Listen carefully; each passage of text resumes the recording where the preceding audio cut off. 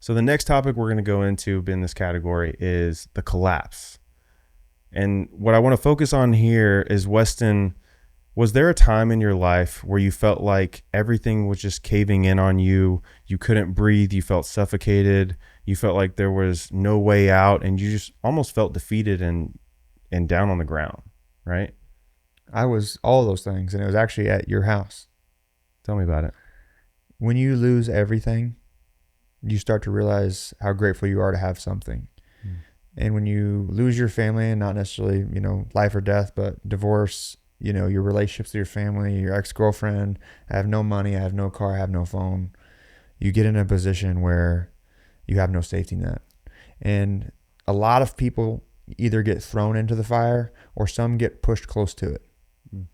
And I think God picks those people very carefully.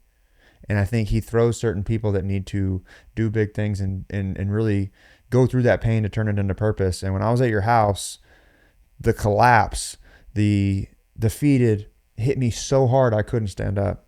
And I literally collapsed into the corner of a room. And you slide down crying. You don't know where you are. You don't know what you're doing. And then you have this wake up call. No one's in the house. It's me in the house. You're at school or wherever you're at. Your mom's doing something else. Cried for 30 minutes. No one's coming to get me. It was me and God that day. Pulled my hand out and said, God grabbed me and said, hey, I got good things for you. But you're going to have to trust me. You're going to have to go through some things that most people will never want to go through in their life in order for me to give the chapter of where you're going to go. And at the time, I didn't fully understand that. I didn't understand that the bad was actually the good. I just knew that if I could get through this, I could get through anything. Right.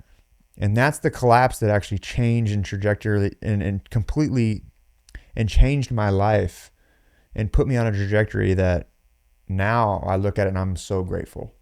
So like the collapse, I think a lot of people see it as a stress point. It's, oh no, poor me. I got to call somebody to fix the situation. Most of the time, you just got to fix your own situation.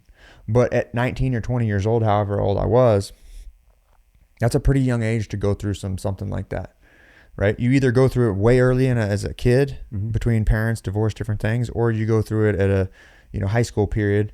And my whole life I've had something and then I have nothing. So I think what I'm saying is like the collapse, you have to weirdly see it and rewire your brain to know that the bad is actually the good. Because it was the greatest thing that ever happened to me.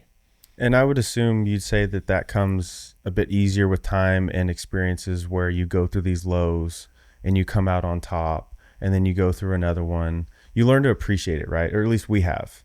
Well, and I always use a quote. I was like, nothing grows on top of the mountain. It only grows at the bottom. The problem is now we're at a comfortable place, right?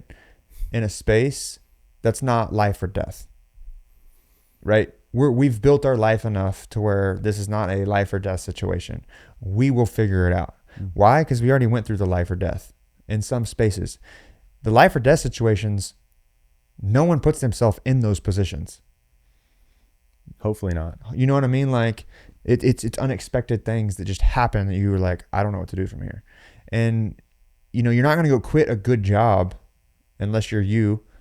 Like you're like, I have a great job. I have financial things but you had an opportunity that you knew was there and you knew that I could suffer for just a little bit to get out of the suffer to do something you actually love to do. And I think that's the whole part of this is if you're wanting to get into entrepreneurship or even mental health more than anything is once you start rewiring your brain that the bad is the good and be around those people in a community that actually love and support you and don't let them take your lesson. Go through your lesson for you. Not for other people, for you. And I think that's the life-changing experience when it comes to your breaking point is God's building point, and you have to lean into it. So if you were to condense that into action items, if someone is feeling like everything's collapsing on them right now. Yeah. I would say the number one thing I would do is yell out God's plan. Sounds absolutely ridiculous, but as soon as you get overwhelmed and as soon as you get anxious, all I do literally out loud when I get like that is go God's plan. It sounds ridiculous. Cody likes it. It works. Yeah. It really, truly works. Or step 2, anxious and overwhelmed, you have to take the awareness side of the good and the bad, and you have to have negative thoughts and you have to have positive thoughts, but trying to be optimistic and understanding that there's three things that I do is being grateful, joyful, and opportunity. And I develop happiness with those three things every day, right? I have a friend of mine that's lost 6 people in his family and he still wakes up happy. So for me, I have to steal why he does that. And it's because he appreciates every little detail of life because he's still living. And that to me keeps me going every day. It's just being grateful. Amazing. Here's what I'd recommend. Number 1, God's plan. Anytime you get anxious, overwhelmed, just yell out God's plan. Get that energy out because the good is also bad and the bad is also good. And you have to appreciate both because you're going to grow through the process. Number 2 is just be grateful. No matter what you're going through, you're going to grow through. And you have to start seeing that and being open-minded to new possibilities and understand perspective and reflection in order to grow through those things. So, yeah, collapse is needed to grow.